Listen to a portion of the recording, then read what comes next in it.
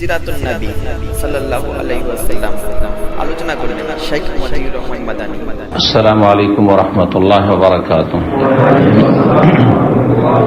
ইন্নাল হামদালিল্লাহ নাহমাদুহু ওয়া নাস্তাঈনুহু ওয়া নাস্তাগফিরুহু ওয়া নাউযু বিল্লাহি মিন শুরুরি আনফুসিনা ওয়া মিন সাইয়্যাতি আ'মালিনা মান ইয়াহদিহিল্লাহু ফালা মুদিল্লা লাহু ওয়া মান ইউদ্লিল ফালা হাদিয়া লাহু ওয়া আশহাদু আল লা ইলাহা ইল্লাল্লাহু ওয়াহদাহু লা শারীকা লাহু ওয়া আশহাদু আন্না মুহাম্মাদান আবদুহু ওয়া রাসূলুহু সাল্লাল্লাহু তাআলা আলাইহি ওয়া আলা আলিহি ওয়া সাহবিহি ওয়া সাল্লামা তাসলিমান কাসীরা। আম্মা বাদ। সম্মানিত দ্বীনী ভাতৃমণ্ডলী, আল্লাহ রাব্বুল আলামিনের প্রশংসা এবং প্রিয় নবী সাল্লাল্লাহু আলাইহি সাল্লামের উপর সালাত ও সালামের পর আজ মঙ্গলবার 8ই জিলকাদা 1443 হিজরি মোতাবেক 7ই জুন 2022 আমাদের ধারাবাহিক আলোচনা। মঙ্গলবারে যদিও জাদুল মাদ শুরু করেছি কয়েক সপ্তাহ ধরে, তবে গত জুমায় সিরাতুন নবী সাল্লাল্লাহু আলাইহি ওয়াসাল্লামের আলোচনা হয়নি, যেটা গুরুত্বপূর্ণ, যার ফলে আজকে সিরাতুন নবী সাল্লাল্লাহু আলাইহি ওয়াসাল্লামের উপর আলোচনা করব। পর্ব নম্বর সিরাতের যে ধারাবাহিক চলে আসছে তার 67। বিষয়বস্তু গাজওয়াত খাইবার, খাইবারের যুদ্ধ।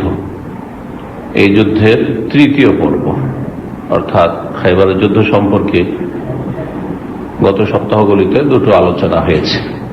আজকে বাকি যে বিষয়গুলি রয়েছে খাইবারের যুদ্ধের সাথে সম্পর্কিত কয়েকটি বিষয় রয়েছে, ইনশাআল্লাহ তাআলা আজকে সংক্ষেপে আলোচনার চেষ্টা করব। আল্লাহ রাব্বুল আলামিন যেন তৌফিক দান করেন এবং কবুল করেন। প্রথম বিষয় হচ্ছে যে খাইবারের যুদ্ধে বিজয় পর্যন্ত পৌঁছেছিলাম। নবী সাল্লাল্লাহু আলাইহি ওয়াসাল্লাম, সাহাবায়ে কেরামগণ বিজয় লাভ করলেন। তারপরে তাদের সাথে যে সব চুক্তি হয়েছিল সেসব চুক্তির বিষয়ে আলোচনা হয়েছে।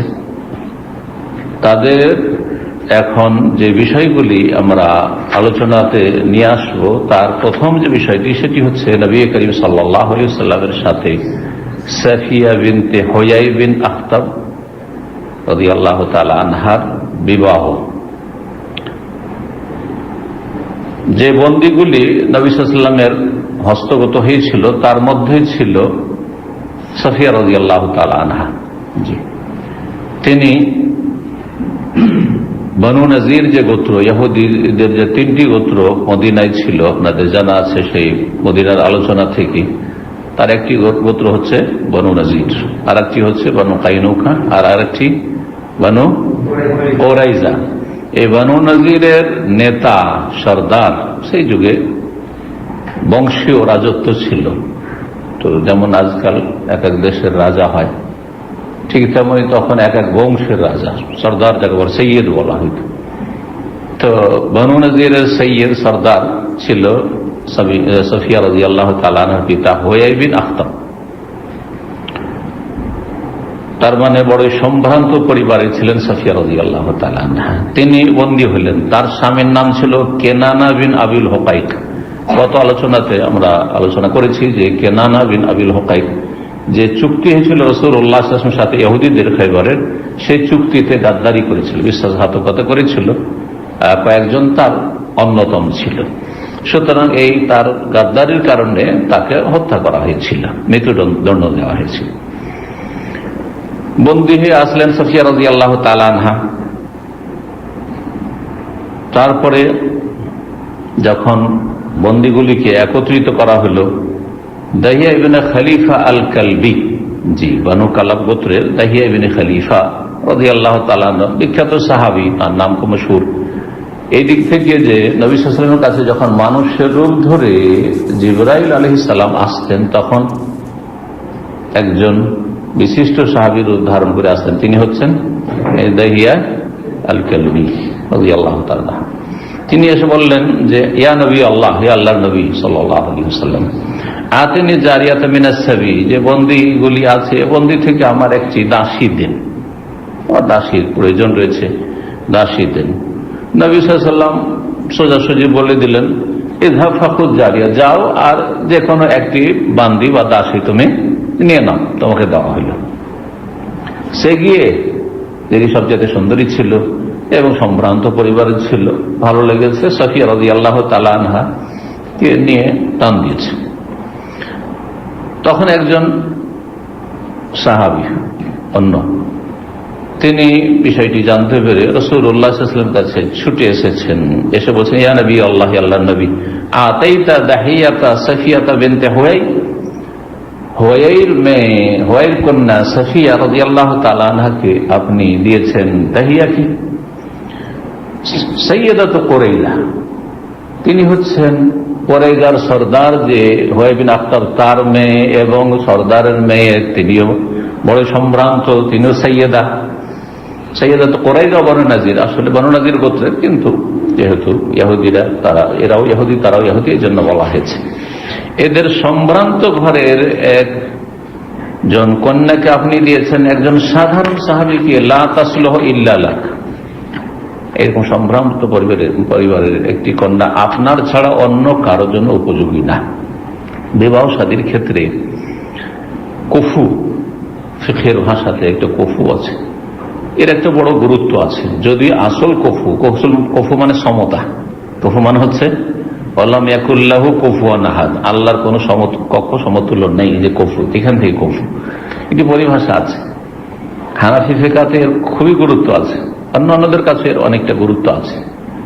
যদিও জাতপাতের কফুটা আসল নয়, আসল কফু হচ্ছে কফু ফিদ্দিন, আল কাফাআতু ফিদ্দিন, দিনের ক্ষেত্রে, ধর্মীয় ক্ষেত্রে যোগ্যতা বা সমতা, এটা খুবই জরুরি।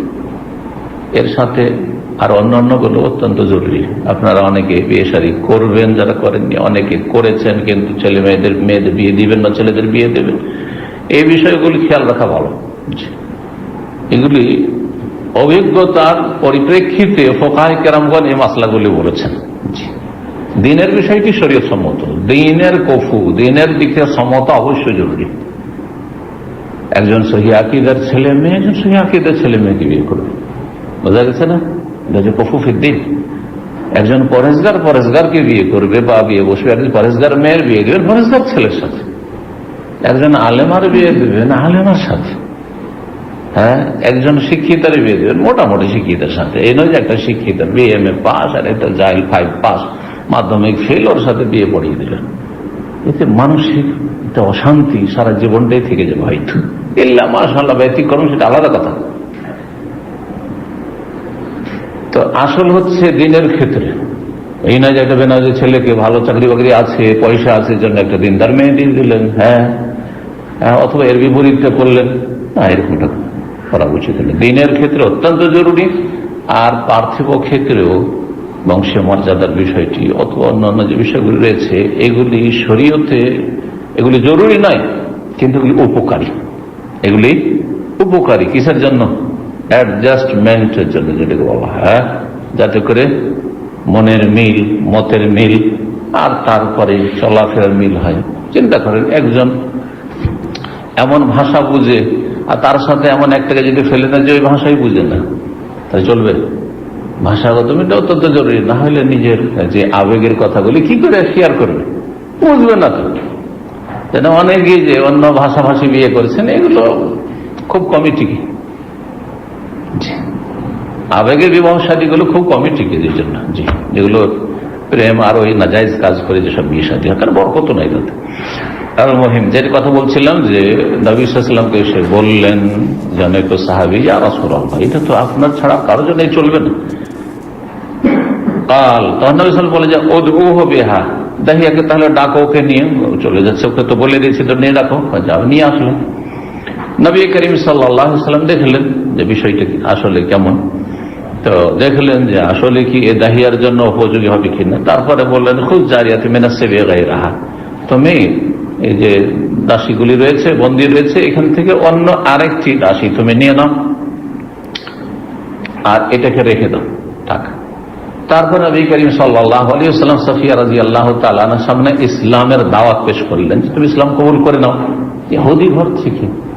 জি সুবহানাল্লাহ। কিন্তু আল্লাহ রাব্বুল আলামিন কলবের মালিক, হৃদয়ের মালিক আল্লাহ, কার যে কখন আল্লাহ কলবকে খুলে দেন, কট্টর থেকে কট্টর, শক্ত থেকে শক্ত অন্তরকে আল্লাহ রাব্বুল আলামিন খুলে দিতে পারেন। তো নবী সাল্লাল্লাহু আলাইহি ওয়াসাল্লাম ইসলাম পেশ করলেন, সাথে সাথে ইসলাম গ্রহণ করলেন সাফিয়া রাদিয়াল্লাহু আনহা। আলহামদুলিল্লাহ, নবী সাল্লাল্লাহু আলাইহি ওয়াসাল্লাম তখন স্বাধীন করে দিলেন। তাকে বলছে ঠিক আছে, তুমি যখন ইসলাম গ্রহণ করলে তোমাকে আর দাসী রাখলাম না, দাসত্ব জীবনে তুমি থাকবে না, তুমি আজকে থেকে স্বাধীন হয়ে গেলে, স্বাধীন হয়ে আল্লাহ ইবাদতবন্দি করবে। কারণ দাসত্ব জীবনটা হচ্ছে কি পণ্যের মতো। স্বাধীন করে দেওয়ার পরে নবী সাল্লাল্লাহু আলাইহি ওয়াসাল্লাম তাকে বিবাহের পয়গাম দিয়ে বিয়ে করলেন। এবং এই যে তাকে তারপরে ইহসান, স্বাধীন করে দেওয়াটা বড় ইহসান, অনুগ্রহ। অনুগ্রহ কেউ আপনার অধীনে আছে আর তারপরে তাকে স্বাধীন করে দিলেন দাসীকে, এটা বড় ইহসান, জি, বড় অনুগ্রহ। সুতরাং এইটা একটা বড় একটা মূল্য রাখে। এই জন্য অনেকেই মালিকের সাথে কি করতো, মোকাতাবা, চুক্তি করতো যে এত টাকা দিয়ে দেবো, দিয়ে তারপরে তখন আমি স্বাধীন হবো। দাসের একটা মূল্য আছে, দাসের একটা মূল্য আছে। তো নবী সাল্লাল্লাহু আলাইহি ওয়াসাল্লাম তার মোহরানা নির্ধারণ করলেন এই তাকে স্বাধীন করা। স্বাধীন করাটা ছিল কি মোহরানা। তাহলে এখান থেকে আরেকটা মাসলা, ফিকহি মাসলা বোঝা যায় যে মোহরানার জন্য টাকা পয়সা হওয়া শর্ত নয়। এটাই হচ্ছে জমহুর অধিকাংশ ফুকাহা ওলামাদের মত। পক্ষান্তরে কিছু কিছু মাযহাব আছে না, কিছু না কিছু টাকা হইতে হবে, এর কোনো দলিল নেই। যে দলিল বলা হচ্ছে সেই দলিল জয়ীফ, সহি না। এই জন্য এখানে দাসীকে স্বাধীন করে দেওয়াটা তার কি, তার মোহর হয়ে গেল।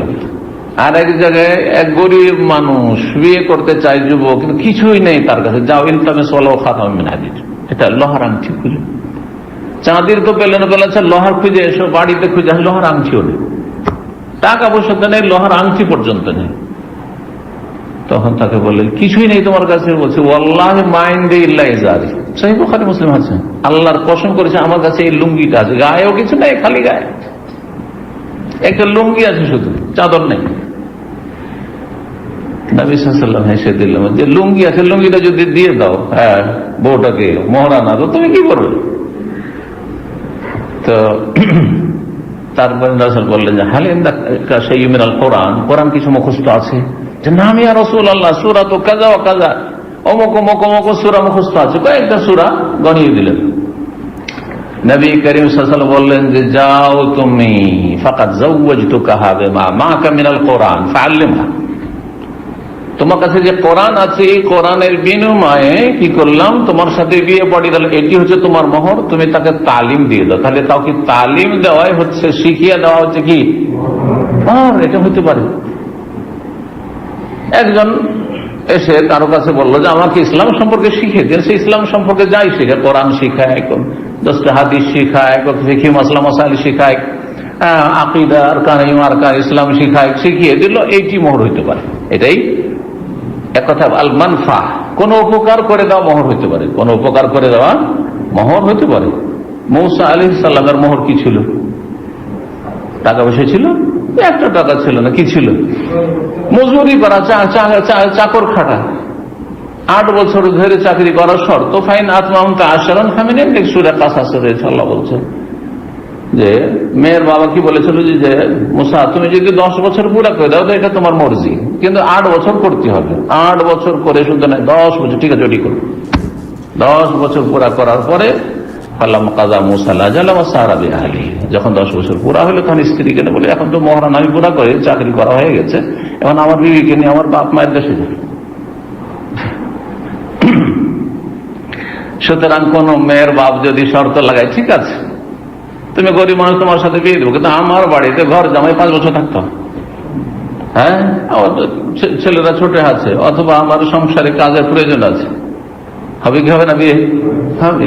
কিন্তু বাঙালি সমাজের যে হালাত আছে, ঘর জামাই এর চাইতে কবিরা গুনাহ আর কিছু আছে? কবিরা গুনাহ হয়ে গেল। মূর্খদের ফতোয়া, আবার মূর্খদের ধ্যান ধারণা, কিছু আমাদের সমাজে কুসংস্কার আছে, জায়েজকে না জায়েজ মনে করে। জামাইয়ের বাড়ি গিয়ে শাশুড়ি থাকবে, ছি ছি ছি, তাই না? আপনাদের অঞ্চল আছে, এটা কথা হইল। আরে ছেলে যদি নাও খেতে দেয় তবু ছেলের বাড়ি থাকবে, আরে ছেলে মারছে তারপর ছেলের বাড়ি থাকবে লাভ খেয়ে, কিন্তু জামাইয়ের বাড়ি সসম্মানেও থাকবে না। মূর্খামি এগুলো, ইসলাম এগুলো সমর্থন করে না। যাই হোক, নবী করিম সাল্লাল্লাহু আলাইহি ওয়াসাল্লাম বিয়ে করলেন, বিয়ে হয়ে গেল, আলহামদুলিল্লাহ। জি, সাদ্দুস সাহবা নামক স্থানে যখন আসলেন রাসূলুল্লাহ মদিনা ফেরার পথে, তখন সাফিয়া রাদিয়াল্লাহু তাআলা মাসিক ঋতু থেকে পবিত্র হলেন। তখন কি ছিলেন? মাসিক অবস্থায় ছিলেন। উম্মে সুলাইম রাদিয়াল্লাহু তাআলা আনহা, যার নাম ছিল রুমাইসা, হাদিসের কিতাবে এসেছে, আবু তালহা আনসারীর স্ত্রী রাদিয়াল্লাহু আনহা, তিনি সাজিয়ে দিলেন একটু সফিয়া রাদিয়াল্লাহু তাআলা আনহাকে রাস্তায় এই জায়গায়, আর তারপরে রাতে বাসরের জন্য প্রেরণ করলেন। তাহলে এই যে আমাদের দেশে ছোটকাল থেকে দেখেছি, আজকাল তো বিউটি পার্লার হয়েছে আর পয়সা হয়েছে, কি করবে দিশেহারা মানুষ। মুসলিমদের বিয়ে আর হিন্দুদের বিয়েতে, অমুসলিমদের বিয়েতে পার্থক্য বোঝা খুব মুশকিল আজকাল, ইল্লা মাশাআল্লাহ। কিন্তু শরীয়তের বিধান হচ্ছে যে কোনো একটা কন্যাকে সাজিয়ে দেওয়ার জন্য একজন অথবা একাধিক মেয়েরা সাজিয়ে টাজিয়ে দিল সুন্দর করে, আর সাজিয়ে দেওয়া এটাও শরীয়ত সম্মত। স্বামীর কাছে প্রথম রাতে, বাসর রাতে পাঠাবার আগে সুন্দর করে সাজিয়ে দেওয়া, এটা হচ্ছে শরীয়ত সম্মত বিষয়। রাতে পাঠিয়ে দেন, নবী সাল্লাল্লাহু আলাইহি ওয়াসাল্লাম সেই রাতে বাসর করলেন, আর তারপরে সকালবেলা ওলিমা। সবচেয়ে উত্তম সুন্নত হচ্ছে যেই রাতে বাসর তারপরে সকালবেলা হচ্ছে ওলিমা, এটা হচ্ছে সুন্নাত, উত্তম। কিন্তু আগেও জায়েজ, আবার বিলম্ব যদি করে তবুও, একদিন দুদিন বিলম্ব করে তবুও জায়েজ, সমস্যা নেই। ওলিমার দাওয়াত কবুল করা উচিত, দাওয়াত সুন্নাতে মুআক্কাদে দেওয়া এবং দাওয়াত কবুল করা উচিত। সর্বনিম্ন কিছু যা আছে তাই দিয়ে ওলিমা করা উচিত। নবী সাল্লাল্লাহু আলাইহি ওয়াসাল্লাম ওলিমা করলেন। ওলিমা কি দিয়েছিল? খেজুর ছিল, ঘি ছিল, ছাতু ছিল। ছাতু দিয়ে ওলিমা। ওলিমা যেই ব্যক্তি করছে তার সামর্থ্য অনুযায়ী হবে, যার আসছে তাদের দিকে খেয়াল করে হবে না। আমার সামর্থ্য আছে, সৌদি আরবে আমি রোজ বুখারি খাওয়াবো, যথেষ্ট। এই জরুরি যেমন বিরিয়ানি খাইতে হবে, তো এত রকম মিষ্টি হইতে হবে, তো দই হইতে হবে, তো এই দেশের এইসব কালচার, এগুলো মেনে চলতে না, এগুলো না। কারো কোনো বলার অধিকার নেই, কারণ আমাদের সমাজে জাহির সমাজ আছে, খাওয়াইতে পারবে তো ডেকেছিল কেন? না, এটা বলার তোমার অধিকার নেই। তোমার ইচ্ছা হলে খাও, না হয় এসো, দোয়া টোয়া দিয়ে চলে যাও, দোয়া দাও, হ্যাঁ, বরকন্যাকে গিয়ে চলে যাও। কথা বোঝা গেছে কিনা? তো নবী করিম সাল্লাল্লাহু আলাইহি ওয়াসাল্লাম সেখানে রাস্তায়, যেহেতু বাসর হলো, 3 দিন অবস্থান করলেন। 3 দিন অবস্থান করলেন নতুন স্ত্রীর সাথে, একাধিক দিন। এই 3 দিন সুন্নাত, বরং কুমারের ক্ষেত্রে রয়েছে যে 7 দিন, হাদিসে রয়েছে 7 দিন তার কাছে অবস্থান করেন। তারপরে তখন যদি আরো অন্য স্ত্রী থাকে তখন পাড়া নির্ধারণ করবেন, কারণ কুমারীর সাথে পরিচিত হইতে সময় লাগে। আর যদি অকুমারী হয়, তালাকপ্রাপ্তা বিধবা হয়, তাহলে তো ফ্রি হয়েছে, তাই না? ফ্রি আছে, স্বামীর ঘর অলরেডি দেখেছে। 3 দিন যথেষ্ট। 3 দিন থাকার পরে তারপর তখন পাড়া নির্ধারণ করেন। নবী সাল্লাল্লাহু আলাইহি ওয়াসাল্লাম 3 দিন অবস্থান করলেন তাকে নিয়ে সেখানে। নবী করিম সাল্লাল্লাহু আলাইহি ওয়াসাল্লাম তার চেহারায় দেখছেন বাসর রাতে যে একটু দাগ, যেন সবুজ হয়ে দাগ হয়ে আছে। সবুজ, আমরা সাধারণত আঘাতের দাগ হলে কালো বলি, কিন্তু হাদিসে খোদরা সবুজের কথা এসছেন। যাই হোক, একটু দাগ ছিল আর কি, ঘায়ের দাগ বা আঘাতের দাগ, জখম। সকাল মা হাজান জিজ্ঞেস করলেন, তোমার মুখমণ্ডলে এরকম দাগ কেন? কালাত ইয়া রাসূলুল্লাহ। তখন বলেছেন সাফিয়া রাদিয়াল্লাহু তাআলা, রাআইতু ক্বাবলা কুদুমিকা আলাইনা কান্নাল কামারা জালা মিন মাকানিহি। আমি স্বপ্নে দেখেছিলাম আপনার এই খাইবার বিজয়ের জন্য, খাইবারে যুদ্ধের জন্য আসার পূর্বে যে চাঁদ আকাশ থেকে যেন আছাড় খেয়ে পড়ল, আসল জায়গা থেকে, যেখানে চাঁদের জায়গা সেখান থেকে জমিনে পড়ে গেল সেখান থেকে। আর আসার পরে কোথায় পড়লো? ওয়াসাকাতা ফি হিজরি, আমার কোলে সে চাঁদটা পড়ে গেল। আকাশ থেকে চাঁদটা ধপ করে আমার কোলে পড়ে গেল। আল্লাহর কসম করে বলছি ইয়া রাসূলুল্লাহ, মা আযকুরু মিন শানিকা শাইআন, আপনার সম্পর্কে আমার পজিটিভ নেগেটিভ কোনো ধারণা ছিল না। একজন ঘরের মেয়ে, যুবতী মেয়ে, দুনিয়ার কি খবর রাখে, কোথাকার, ওর বাপেরা খবর রাখে। নেগেটিভ ধারণা, শত্রুতা, ভয় বিনাক্ত, কট্টর শত্রু ছিল রাসূলুল্লাহ সাল্লাল্লাহু আলাইহি ওয়াসাল্লামের। তো বিবাহিতা, বিবাহ হয়েছে ওই কেনানার সাথে, যেটা বললাম। তখন স্বামীকে তখন এই স্বপ্নের কথা শেয়ার করলো। সাফিয়া রাদিয়াল্লাহু বলছেন, ফাকাসসাসতু আলা যাওজি, স্বামীর সামনে এই আমার ঘটনা বললাম যে আজকে রাতে দেখলাম যে চাঁদ আমার কোলে এসে পড়ে গেল। শোনার সাথে সাথে আমাকে জোরে একটা চড় দিয়েছিল, জোরে একটা চড় দিয়েছিল। আর এই কথা বলেছিল সে কেনানা তার স্বামী, তামান্নাইনে হাজাল মালিক আল্লাযী বিল মদিনা, তুমি এই রাজা যে মদিনায় এসেছে সেই রাজার মনে আশা আকাঙ্ক্ষা রাখো যে সে তোমার স্বামী হোক আমাকে বাদ দিয়ে। স্বপ্নের তাবির করতে পেরেছে। আরবরা অনেকেই স্বপ্নের তাবির করতে পারত, আর স্বপ্নের তাবির যেমন করা হয় তেমনই ঘটেও যায়।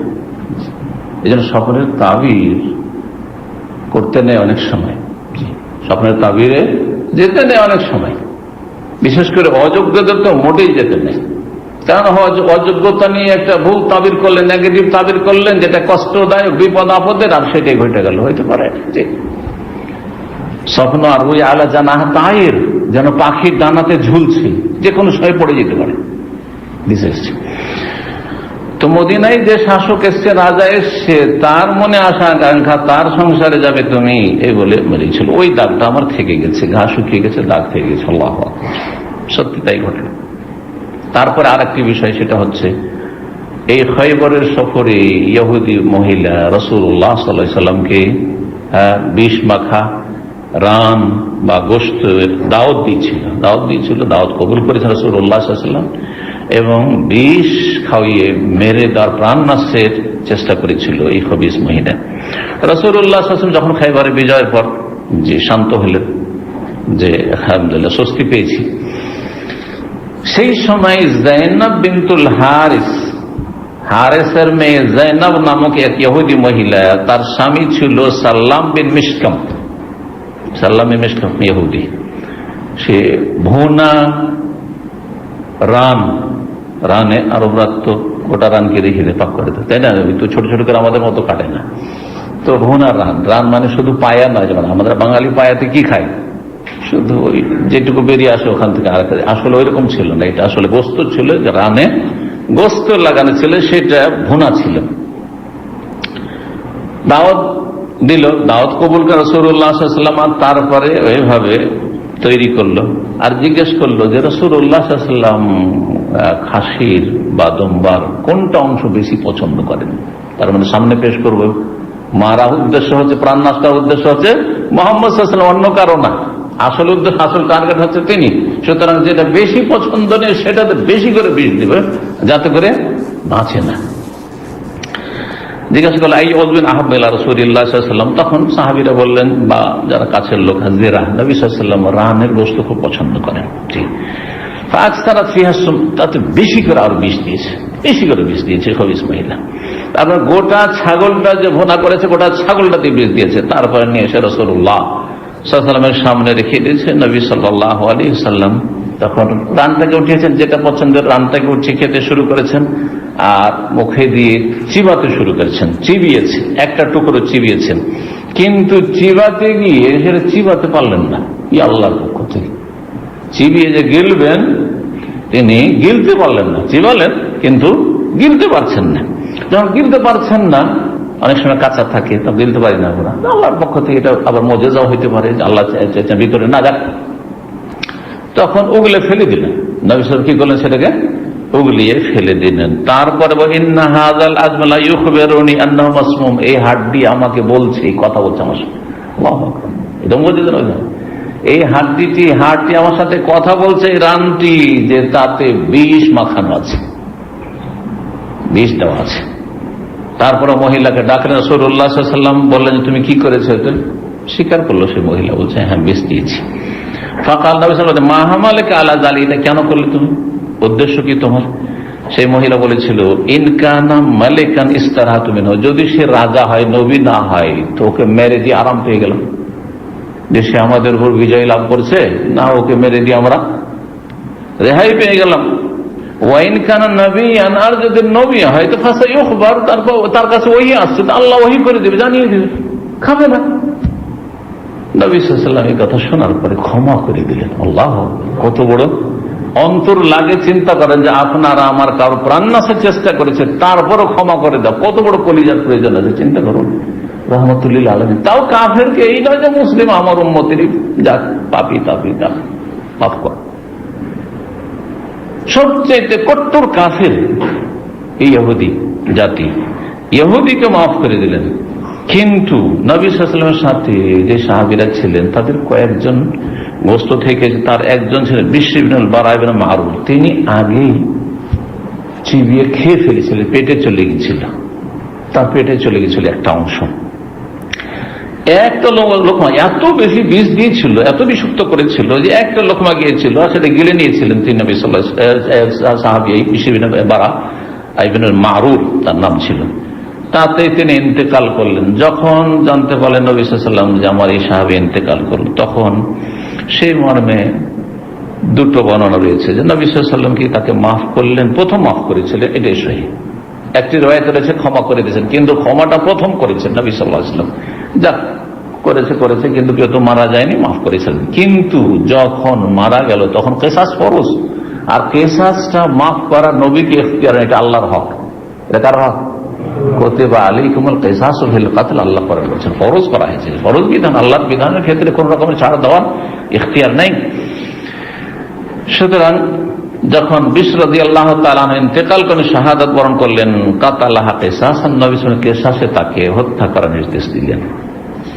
আরেকটি বিষয় আমরা আলোচনা করেছি, সেটা হচ্ছে দুই পক্ষের হতাহতের সংখ্যা। তো আহতদের সংখ্যা নিয়ে আলোচনা করিনি, নিহতদের সংখ্যা নিয়ে বলেছিলাম। মনে আছে কারণ যে খয়বরের যুদ্ধে কতজন মুসলিম আর কতজন ইহুদি মারা গেছিল? ইহুদিদের সংখ্যা কত ছিল? 93। মাশাআল্লাহ, মনে আছে। কিন্তু সাহাবায়ে কেরামদের সংখ্যা সম্পর্কে তিনটি মত রয়েছে। জি, 16 জনের একটি রিওয়ায়াত রয়েছে, 15 জনের রিওয়ায়াত রয়েছে। 4 জন ছিল, তার মধ্যে কুরাইশ। রাহিকুল মাকতুমে বিস্তারিত আলোচনা করেছে, রওজাতুল আনওয়ারে একটু সংক্ষেপে আলোচনা রয়েছে। আজকে রাহিকুল মাকতুম থেকে বলছি। সুতরাং 4 জন কুরাইশ ছিলেন, একজন আসজা বংশের ছিলেন সাহাবী, একজন আসলাম বংশের ছিলেন, একজন খায়বার থেকে ছিলেন, আর বাকি অবশিষ্ট যারা ছিলেন তারা আনসারী গোত্রের ছিলেন। জি, তো মুসলিমদের শহীদদের সংখ্যা 18, কেউ কেউ বলেছেন। আল্লামা ইমাম মনসুর ফুরি রহমতুল্লাহ আলাইহি 19 জন বলেছেন। কিন্তু তিনি বলছেন তারপর 19 জন গণনা করার পরে যে আমি গণনা করে দেখলাম যে 23 জন পর্যন্ত পৌঁছেছে। অর্থাৎ সাহাবায়ে কেরামদের সংখ্যা ছিল, শহীদদের সংখ্যা 23 জন ছিল।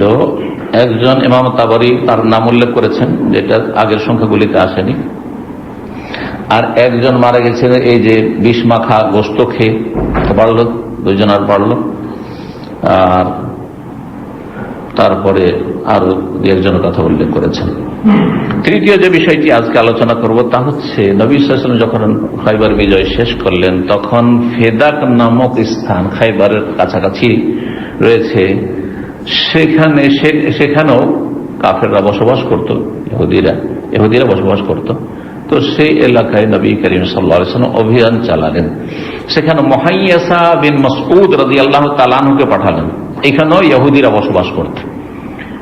এই এলাকাগুলি হচ্ছে মদিনা থেকে উত্তর অঞ্চল, খাইবারের পরে ফেদাক, আর তারপরে ওয়াদিল কোরা, তাইমা, আর তাইমা পার হয়ে গেলে তারপর তখন তাবুকের দিকে চলে গেলেন। তো নবী সাল্লাল্লাহু আলাইহি ওয়াসাল্লাম এই মুহাইয়াসা সাহাবীকে পাঠিয়েছিলেন, মুহাইয়াসা বিন মাসউদকে ফেদাকে ইসলামের দাওয়াত দেওয়ার জন্য। কিন্তু তারা ইসলাম গ্রহণ করতে বিলম্ব করলে, ইসলাম গ্রহণ করতে চাইল না। খাইবারে বিজয় হয়ে গেল, তখন আল্লাহ রাব্বুল আলামিন তাদের অন্তরে ভীতি সঞ্চার করে দিলেন। খাইবার যতক্ষণ পর্যন্ত বিজয় হয়নি ততক্ষণ পর্যন্ত তারা একটু শক্ত হয়েছিল।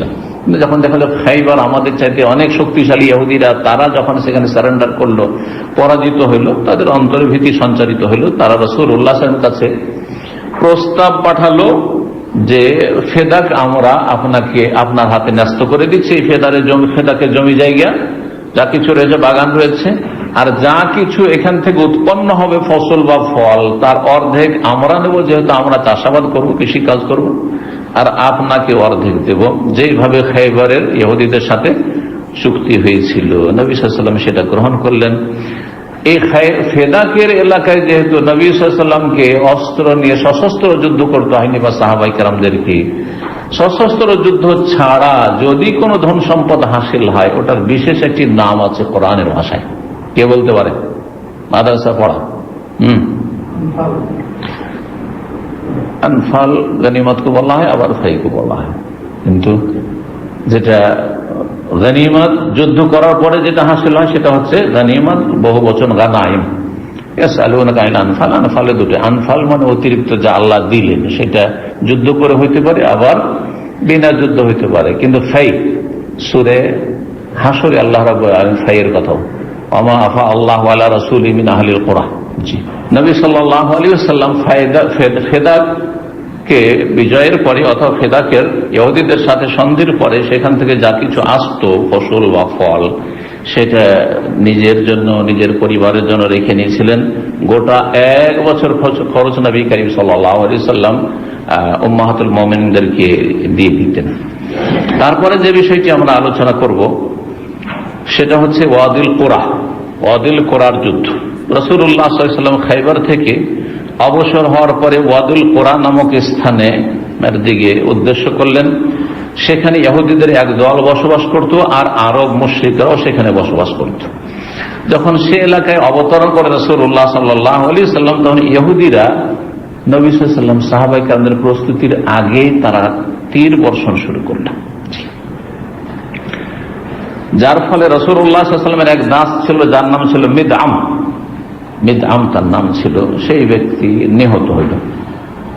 লোকেরা বলতে লাগলো যে এখানে আসার পরে প্রথম ব্যক্তি শহীদ হচ্ছে, হানি আল্লাহুল জান্নাহ, তার জন্য জান্নাত মোবারকবাদ হোক, জান্নাত মোবারকবাদ হোক।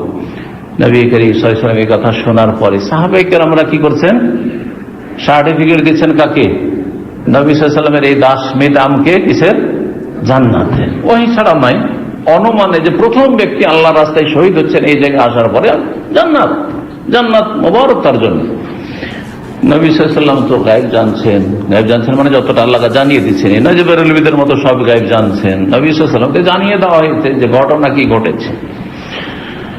বললেন কাল্লা, কোশ্চিন কালেও না, এই জান্নাতি না, এই জান্নাতি না, মানে চিরকালে জাহান্নামী নয়, প্রথমখানে জান্নাত যেতে পারবে না এই জন্য। এটাও মনে রাখবেন, কারণ আহলে সুন্নাত ওয়াল জামাতের আকীদা, কোন মুসলিম ব্যক্তি কাবিরা গুনাহ করে মরলে চিরস্থায়ী জাহান্নামী সে নয়। এটা খারিজিদের আকীদা, এটা হচ্ছে মুতাজিলাদের আকীদা। আর আহলে সুন্নাত ওয়াল জামাতের আকীদা হচ্ছে যে জাহান্নামী হচ্ছে দুই রকম, স্থায়ী এবং অস্থায়ী। সুতরাং যতগুলি হাদিস বেদাতীদের ক্ষেত্রে আছে, যদি বড় কুফরির বেদাত না করে, এই বিভিন্ন পাপের ক্ষেত্রে, দায়ুসের ক্ষেত্রে আছে। আরে দায়ুসের ক্ষেত্রে অবাক, আমাদের কিছু দিনী ভাই বোনা লিখছে কোশ্চিন কালেও জান্নাত যাবে না। আরবি বুঝো, লান মানে কোশ্চিন কালে সবসময় হয় না। লানের গ্রামার নাহর গবেষণা করে পড়ে দেখো, লান তাবিদের জন্য নয়, লান হচ্ছে কথাকে অকট্য করার জন্য। কোন কালে জান্নাতে যেতে পারবেন না যে দায়ুস, মানে তার স্ত্রী খারাপ, তার মেয়েরা খারাপ, ছেলেরা খারাপ, কিছু বলে না, মুসল্লি, এই জান্নাতে যাবে না। তার মানে বক্তারাও যেমন তেমন কিছু লেখকও আছে মাশাআল্লাহ আমাদের সমাজে, মোটা খায় মোটা বুঝে যারা বক্তা, তারাও ওই বাস মানুষকে যত ভয় দেখাইতে পারে আর যত ফজিলত দিতে পারে।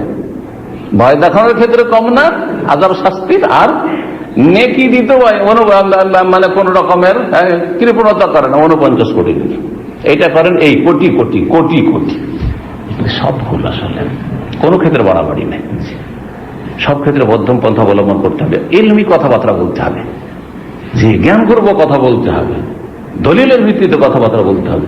এটা মুসলিম ফাসিক, দায়ুস ফাসিক, কাফের, কোশ্চিন কাল জান্নাতে যাবে না ফতোয়া দিয়ে বসলেন আর লিখে বসলেন আর বলে বসলেন, এত সহজ হিসাব নেবেন না আল্লাহ রাব্বুল আলামিন।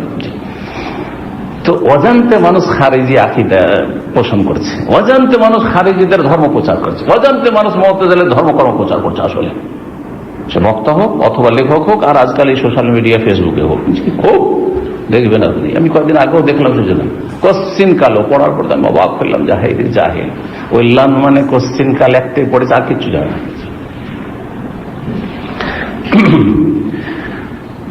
নবী সাল্লাল্লাহু আলাইহি ওয়াসাল্লাম কি বললেন? কোশ্চিন কাল, এখানে তো কোশ্চিন কাল বলেছেন, ওয়াল্লাযী নাফসি বিয়াদিহি, সে আল্লাহর কসম করে বলছে যার হাতে আমার কি রয়েছে, প্রাণ রয়েছে।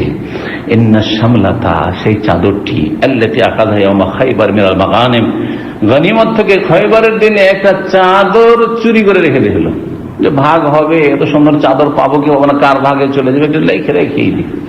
অনেকে কিন্তু এরকম করেন না। অনেক ভলেন্টিয়ার আমরা দেখেছি, আগে নিজের ভাগটা বাসা নিয়ে যাবে, এটা আগে রেখে নিল, তারপর তখন বিতরণ করে। সাবধান, এত সহজ মনে করিয়েন না বিষয়গুলি, এত হালকা নয়। আমানত এটা আপনাকে বলেছে যে আপনি নিয়ে যান, আরে বেশি হয়ে যাবে তারপরে মালিক যারা আছে তাকে জিজ্ঞেস করতে হবে যে বেশি হয়ে গেছে, আমি কি নিয়ে যেতে পারি, ঠিক না? আরে আমরা কোথায় প্রাইজ বিতরণ করছিলাম, হ্যাঁ হ্যাঁ হ্যাঁ হ্যাঁ ওখানে যে প্রাইজ বিতরণ করছিলাম অনেকগুলি থেকে গেছিল, খেয়াল করেছেন? আর তারপরে আমরা এদিকে প্রাইজ দেওয়া দিয়ে করার মাঝখানে যে কোথায় টেনেছে একটা কিছু খুঁজে পাওয়া যায় না। আমাদের সেন্টারে তো রমজান মাসে, তাই না? রমজান মাসে কতগুলি প্রাইজ ছিল, কারণ আল্লাহ আজান হয়ে গেছে, যেমন আজান হয়েছে যেমন লুটপাট হয়। গাড়ি রাস্তায় অ্যাক্সিডেন্ট হইলো, আমাদের দেশে খাবার দাবার গাড়ির অ্যাক্সিডেন্ট হয় না, কোথায় যে কি যায়, মদত কোথায় করে মানুষের সব লুটপাট করে। এত সহজ? এই যদি একটা চাদর চুরি করে জাহান্নামে যেতে হয়, তো আপনার ট্রাক লুটপাট করে জাহান্নামে যেতে হবে না? হ্যাঁ, মানুষের গয়না অলংকার অ্যাক্সিডেন্ট হয়ে সব আহত নিহত হয়ে আছে, আর গয়না চুরি করে লেগে আছে। উদ্ধারের কাজের নামে এসে গয়না চুরি করে, সব জানি, দুনিয়ার খবর সব।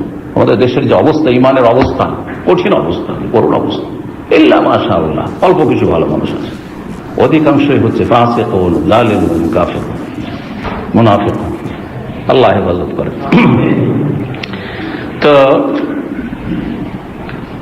নবী সাল্লাল্লাহু বললেন যে না না না, কোশ্চিন কালো না, সে জাহান্নামে যাবে, জান্নাতে যেতে পারবে না, মানে প্রথমখানে যেতে পারবে না, তারপরে আল্লাহর রহমতে যাবে, কারণ তার ঈমান আছে।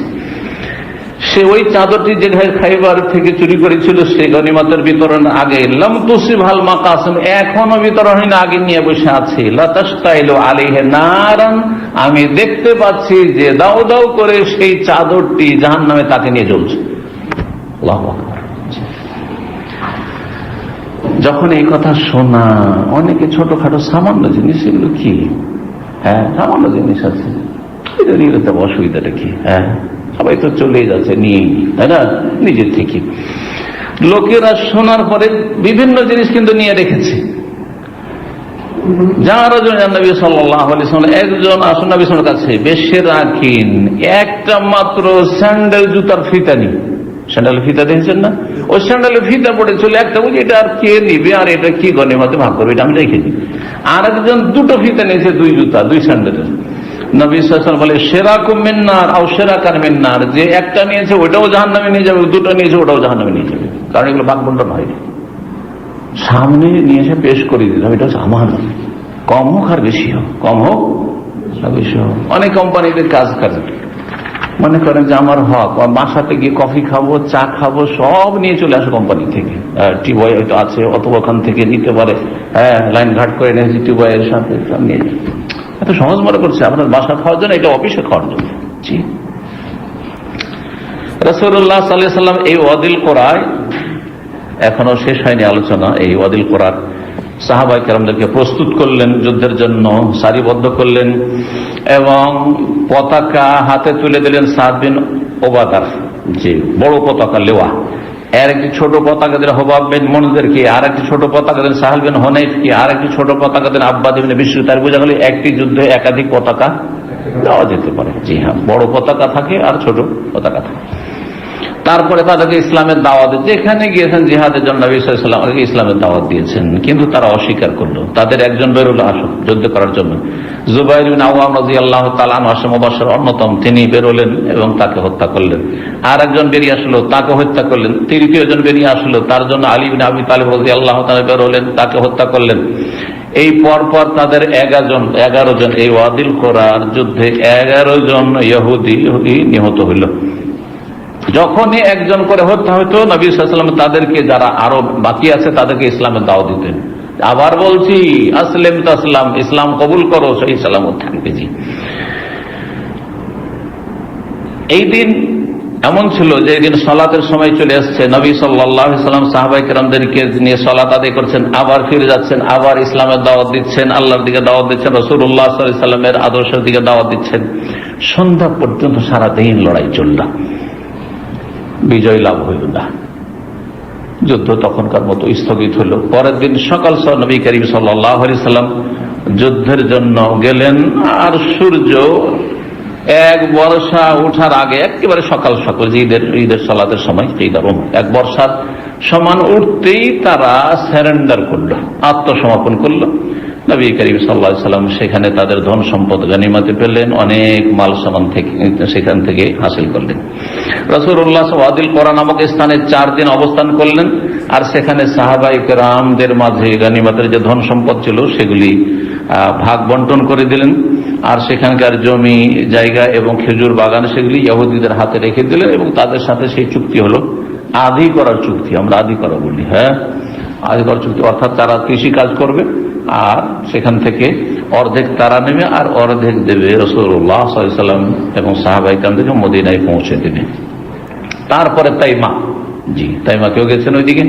মদিনা থেকে তাবুকের রাস্তা গেলে তাইমা নামক স্থানে যখন তাইমার ইহুদিদের কাছে খবর পৌঁছিল যে খাইবারের ইহুদিরা সব আত্মসমর্পণ করেছে, তারপরে ফেদার তারাও আত্মসমর্পণ করেছে, ওয়াদিল কোরাও আত্মসমর্পণ করেছে, পরপর সবগুলি আত্মসমর্পণ করেছে, তখন তারা আর কোন রকমের প্রতিরোধ করার চেষ্টা করলো না, বরং নিজেরাই নিজেদের পক্ষ থেকে প্রতিনিধি পাঠালো এই মর্মে যে আমরা সন্ধি করতে চাই নবী সাল্লাল্লাহু আলাইহি সাল্লামের সাথে। নবী সাল্লাল্লাহু আলাইহি সাল্লাম তাদের এই প্রস্তাবকে মঞ্জুর করলেন এবং তাদেরকে তাদের ধন সম্পদের উপর বহাল রাখলেন যে ঠিক আছে, এবং তাদেরকে একটা এই ক্ষেত্রে চুক্তিপত্র লিখে দিলেন যার এই বিষয়বস্তু ছিল হাযা কিতাবু মুহাম্মাদিন রাসূলিল্লাহ সাল্লাল্লাহু আলাইহি সাল্লাম, এটি হচ্ছে মুহাম্মদ রাসূলুল্লাহ সাল্লাল্লাহু আলাইহি ওয়াসাল্লামের পক্ষ থেকে লিখিত চুক্তিপত্র লেবানি আদিয়া, বনু আদিয়ার জন্য।